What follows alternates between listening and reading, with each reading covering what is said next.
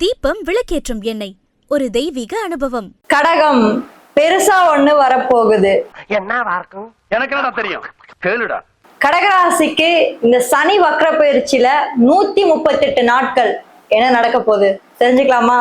S, தெரிஞ்சுக்கதான் போறோம். Video தொடர்ந்து பாருங்க. அது மட்டும் இல்லாம நம்மளுடைய சேனலை இன்னமும் நீங்க சப்ஸ்கிரைப் பண்ணாமலே பார்த்துட்டு இருந்தீங்க அப்படின்னா மறக்காம சேனலை சப்ஸ்கிரைப் பண்ணி வச்சுட்டு உங்களுடைய ஆதரவை தொடர்ந்து கொடுத்துக்கிட்டே இருங்க.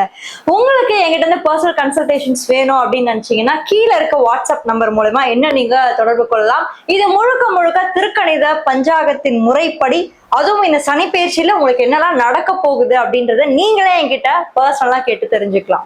நீங்க என்ன ராசியில பிறந்தீங்க, என்ன நட்சத்திரத்துல பிறந்தீங்க அப்படின்றத கீழே கமெண்ட் பண்ணீங்க அப்படின்னா நிறைய பேருக்கு அது யூஸ் ஆகும். நானும் யார் யாரு இந்த வீடியோஸை பாக்குறீங்கன்றத கரெக்டா தெரிஞ்சுக்க வாய்ப்பு இருக்கு.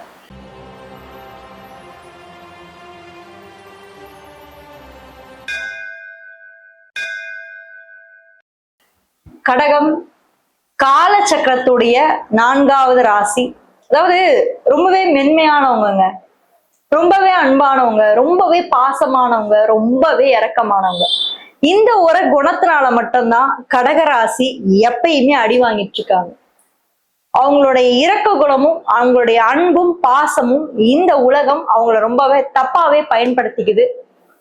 அவங்கள நல்வழியில இருக்க அவங்களையுமே தீய வழிக்கு கொண்டு போறதுக்கு வாய்ப்புகள் இதுவே ஏற்படுத்துது. ஏன்னா கடகராசி பாத்தீங்கன்னா சந்திரனோட ஒரு ராசி. ரொம்ப அன்பு, ரொம்ப பாசம், மென்மை, ரொம்ப சாஃப்டான ஒரு கேரக்டர். என்ன ஒரு பிரச்சனைனா தவறான மக்களோட இவங்க சேரும் போது அவங்கள மாதிரியே மாறிடுவாங்க. புரியுதுங்களா? சோ முடிஞ்ச வரைக்கும் நல்ல நண்பர்களோடையும் நல்ல உறவுகளோடையுமே எப்பயுமே உங்களை வச்சுக்கோங்க. ஏன்னா அடுத்தவங்களோட எனர்ஜி உங்களை ரொம்பவே அட்டாக் பண்ணும். அது மட்டும் இல்லாம இந்த சனி வக்ர பயிற்சி 138 நாட்கள் நடக்குதுன்னு சொல்றேன் இல்லைங்களா? கிட்டத்தட்ட பாத்தீங்கன்னா இது ஜூலை 27 இருந்து டிசம்பர் 11 வரைக்கும் இந்த வக்ர பயிற்சி காலகட்டமானது ஸ்டார்ட் ஆக போகுது. இதுல சனி பகவான் உங்களுக்கு பாக்கிய சனியா இருக்காரு. நிறைய அனுபவிச்சிட்டோங்க, சொல்றதுக்கெல்லாம் வேர்ட்ஸே கிடையாது. ஏதோ உயிரோ ஊசலாடிட்டு இருக்க, அவ்வளவுதான். ஏதோ இருக்க இந்த உலகத்துல அப்படின்ற ஒரு மைண்ட் செட்ல தான் நீங்க எல்லாம் இருப்பீங்க. இந்த பாக்கிய சனி காலகட்டத்துல என்ன ஒரு நல்ல விஷயம் நடக்க இருக்கு அப்படின்னா, இந்த வக்ரமாகக்கூடிய இந்த சனி பகவான குரு பகவான் பாக்குறது ஒரு தனி சிறப்புன்னு நான் சொல்லுவேன். அது மட்டும் இல்லாம சனியோட பார்வை எப்படி வேலை செய்ய போகுது. ஏன்னா நிறைய சனி பயிற்சி பத்தி பேசிட்டு இருக்கோம், சனி வக்ர பயிற்சி பத்தி பேசிட்டு இருக்கோம். பட் யாருமே இங்க பார்வையோட பலத்தை பத்தி பேசுறதே கிடையாது. அந்த வகையில சனி பகவான் 9ஆம் வீட்டுல இருந்து உங்களுடைய லாபஸ்தானம் 11ஆம் பாவத்தை பாக்குறாரு, உங்களுடைய 3ஆம் வீட்டை பாக்குறாரு, முயற்சி ஸ்தானத்தை பாக்குறாரு. அது மட்டும் இல்லாம உங்களுடைய காதல் திருமண ஸ்தானம் அதுவுமே 3ஆம் வீடு தான். நிறைய பேருக்கு இது தெரியாது. எல்லாம் 5ஆம் வீடுன்னு நினைச்சுக்கிறீங்க. 3ஆம் வீடு அப்படின்றது பாத்தீங்கன்னா நம்ம டேட்டிங் போறது, ஒருத்தரை போய் மீட் பண்ணணும்னு நினைக்கிறது, அந்த லவ் ப்ரப்போஸ் பண்றது. அப்படியே ஆசையா ப்ரப்போஸ் பண்ணுவோம்ல, கண்ணே மானே பொன்மானே தேனே, அந்த ஒரு கம்யூனிகேஷன், அந்த ஒரு பேச்சு, அந்த ஒரு எண்ணத்தை கொடுக்கறது எல்லாமே 3ஆம் பாவகம் தான். அடுத்து 6ஆம் பாவகம். கடகத்தோடைய 6ஆம் வீடு அப்படின்றது என்னது? எதிரிகள், பஞ்சாயத்து, கடன் பிரச்சனைகள். கடகராசிக்காரங்க இந்த டைம் பீரியட்ல கடன் எடுங்க, குறைஞ்சபட்சமா எடுங்க, ரொம்ப எடுக்காதீங்க. ஏன்னா நமக்கு இப்ப பாக்கியத்துல இருந்து சனி பார்த்துட்டு இருக்காரு. சோ ஏதோ ஒரு வகையில கொஞ்சம் அதிர்ஷ்டம் இருக்கும் தான். பட் கடன் வாங்கினா திருப்பி கொடுக்க முடியாது, அதுதான் உண்மை. உங்களுக்கே தெரியும், நான் ஒன்னும் சொல்லணும்னு அவசியமே கிடையாது. கடகராசிக்காரங்க அவசரப்பட்டு ஏதாவது ஒரு விஷயம், வீடு விஷயமாவோ இல்ல பாத்தீங்கன்னா ஹாஸ்பிட்டல் விஷயமாவோ ஏதோ ஒரு அவசர செலவுக்கு வாங்கிட்டு இருப்பீங்க. திடீர்னு பாத்தீங்கன்னா ஒரு 6 மாச காலம் 7 மாச காலம் டைம் கேட்டிருப்பீங்க. பாத்தீங்கன்னா கடனை கொடுக்கவே முடியாது. சனி பகவான் உங்களுடைய 6ஆம் வீட்டை பார்த்துட்டு இருக்காரு. அதனால அந்த இடத்துல சில தடை தாமதங்கள் பிரச்சனைகளை உண்டு பண்றது இதெல்லாமே கொஞ்சம் பண்ணுவாரு. பட் இந்த வக்ர சனி காலகட்டம் என்ன நடக்கும்? வாங்கின காசு திருப்பி கொடுக்க முடியுமா? அதுதான் இப்ப ஒரு கேள்வி. கண்டிப்பா கொடுக்க போறீங்க. உங்களுடைய முடிவுகளை திருப்பி ரீவிசிட் பண்ண போறீங்க, திரும்ப போய் பார்க்க போறீங்க. என்ன நடந்துச்சு, இதுக்கு முன்னாடி நடந்தது சரியா இல்லையா, இல்ல தவறா அப்படின்றது எல்லாத்தையுமே திரும்ப போய் பார்த்து அதை சரி பண்ணக்கூடிய ஒரு காலகட்டம் தான் இந்த ஒரு 138 நாட்கள். இது நிறைய பேருக்கு தெரியறது கிடையாது. இன்னொன்னு, சனி பகவானுடைய பார்வையை பத்தி இங்க யாருமே வந்து பெருசா எடுத்துக்கிறது கிடையாது. அதுதான் உண்மை. அவரோட பார்வையானது 11ஆம் வீட்டுக்கும் 3ஆம் வீட்டுக்கும் 6ஆம் வீட்டுக்கும் விழுறது அப்படின்றது ஒரு தனி சிறப்பு. இதுல நம்ம மிக முக்கியமா பாக்குறது 6ஆம் வீடு. அதனாலதான் நான் திரும்ப திரும்ப சொல்ற ஒரே விஷயம் என்னன்னா, கடமை எதுல கேர்ஃபுல்லா இருக்கிறீங்களோ இல்லையோ, மன உளைச்சலுக்கோ மன வேதனைக்கோ நீங்க ஆளாக போறது பணம் காசு விஷயங்கள்ல தான்.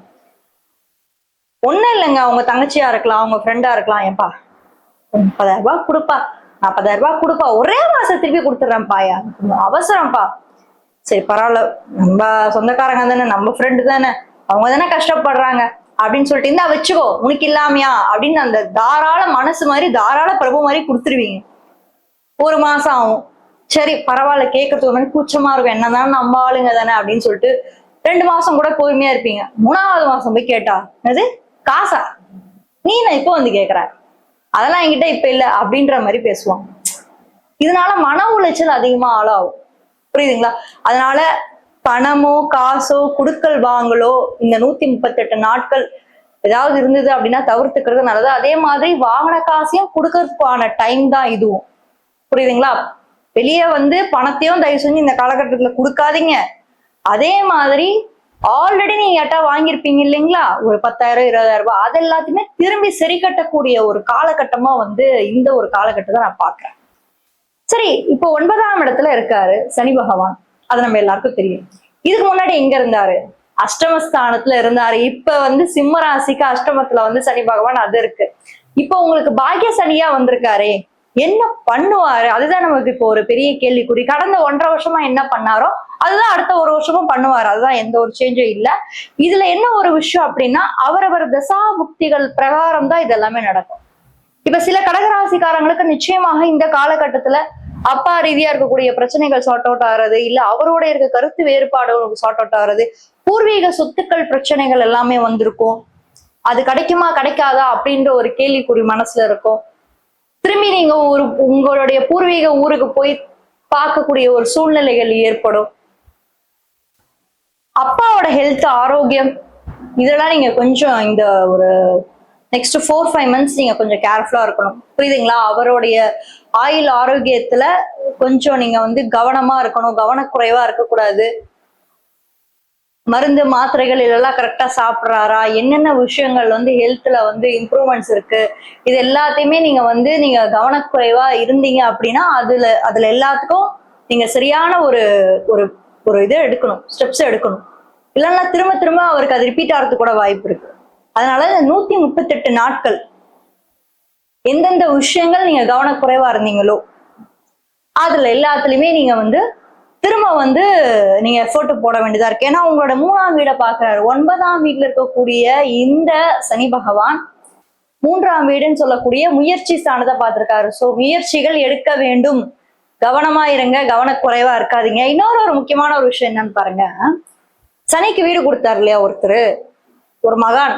அந்த மகான் வேற யாரும் கிடையாது, குருதான். அந்த குரு பகவான் வந்து இப்போ கடகராசியில வந்து உச்சம் பெற்றிருக்காரு. கடந்த ஒரு ஜூன் மாசத்துல இருந்து வச்சுக்கோங்க, ஒரு 1.5 மாசம். இப்ப இந்த வக்கரமா கூடிய இந்த காலகட்டத்துல அவர் கடகராசியில இருக்க போறாருதான், அதுல எந்த மாற்றமும் இல்லை. பட் அவர் இருக்கிறது சப்போர்ட் கொடுக்குமா, இல்லை மேலும் மேலும் நம்மளுக்கு இம்சை. ஏற்கனவே வாழ்க்கையில் நடக்கிற போராட்டத்தையே தாங்க முடியல, இதுல இவர் கொடுக்குற போராட்டம் இன்னும் அதிகமா இருக்குமா இல்ல குறையுமா அப்படின்னு நம்ம பார்த்தோம்னா, கடகராசியில இருக்கக்கூடிய இந்த குரு பகவான் பாசிட்டிவான ஒரு இம்பாக்ட தான் இந்த ஒரு வக்கர காலத்துல ஏற்படுத்த போறாரு. என்ன ஒண்ணு, தைரியமா இருங்க, எதையுமே டக்கு டக்குன்னு நம்பி ஏமாறாதீங்க. ஏன்னா உங்களோட பலவீனம் என்ன தெரியுமா, மனுஷங்களை ரொம்ப ஈஸியா நம்புறது. நோட் த பாயிண்ட், மனிதர்களை ஈஸியா நம்புறது, அவங்களுடைய வார்த்தைகளை நம்புறது. அதனால யாரை கூட வச்சுக்கணுமோ அவங்கள வச்சுக்கோங்க, யாரை தள்ளி வச்சுக்கணுமோ அவங்கள கொஞ்சம் தள்ளி வைங்க. எல்லா இடத்துலயும் ஒரே மாதிரி இருக்காதீங்க. ஏன்னா மனிதர்களுடைய மனது ஒவ்வொரு இடத்துலயும் ஒவ்வொரு மாதிரி ஒவ்வொரு டைம் மாறிக்கிட்டே இருக்கும். மனிதனுடைய மனசு அப்படின்னு ஒரு குரங்க போலதான் மாறிக்கிட்டே இருக்கும். அது மாதிரி உங்களுடைய மனதை எப்பயுமே ஒரு மாதிரி ஸ்டேபிளா வச்சுக்கோங்க. உங்களுக்கு உண்மையா இருக்கவங்க கிட்ட நீங்க எப்பயுமே உண்மையா இருங்க. உங்களை ஏமாத்துறாங்கன்னு தெரிஞ்சுதா, தள்ளி இரு, டிஸ்டன்ஸ்ல வைங்க. ஏன்னா சனி அங்கிருந்து கண்டிப்பா உங்களுக்கு புரிய வைப்பாரு. 3ஆம் வீடு அப்படின்றது லவ் ரிலேஷன்ஷிப்ஸும் சொன்னேன். ஸோ நிறைய கடகராசியில இருக்கவங்களுக்கு லவ் ரிலேஷன்ஷிப்ஸ் வாய்ப்புகளும் ஏற்படும், திருமண வாய்ப்புகளும் ஏற்படுத்தி கொடுக்கறதுக்குடைய இந்த 138 நாட்கள் பாசிபிள் சான்சஸ் எல்லாமே இருக்கு. மொத்தத்துல இந்த கடகராசியை பொறுத்த வரைக்கும் ராசியில குரு உச்சமாறது அப்படின்றது ஒரு சிறப்பு. அது மட்டும் இல்லாம 9ஆம் இடத்துல பாக்கியத்துல சனி பகவான் அமர்ந்து உங்களுக்கு ஏதோ ஒரு லக் ஃபேக்டர், கடவுள்கிட்ட ஏதோ ஒரு ஆசீர்வாதம், பட்ட கஷ்டத்துக்கு எல்லாம் கடவுளே உங்களுக்கு துணையான்னு இருந்து எல்லாத்தையும் முடிச்சு கொடுக்குற மாதிரி ஒரு டைம் பீரியட் தான் இது அப்படின்றத மன உறுதியோட நான் உங்களுக்கு சொல்றேன். நல்லதே நடக்கும். வாழ்த்துக்கள். மிதுன ராசியை பத்தி தெரிஞ்சுக்கணும்னா இந்த வீடியோல ஃபர்ஸ்ட் கமெண்ட்ல ஃபர்ஸ்ட் லிங்க்ல கொடுத்துருக்கேன், மறக்காம அதையும் போய் செக் பண்ணுங்க. யாராவது ஒரு ஃப்ரெண்டுக்கு இந்த வீடியோவை நீங்க ஷேர் பண்ணி ஹெல்ப் பண்ணணும், இல்ல அவங்க வாழ்க்கையில இந்த வீடியோவை நீங்க காமிச்சீங்கன்னா நல்லா இருக்கும் அப்படின்னு யாராவது ஒருத்தர் 2 பேர் இருப்பாங்கல்ல, அவங்களுக்கு இதெல்லாத்தையும் ஷேர் பண்ணி ஹெல்ப் பண்ணுங்க. தேங்க்யூ.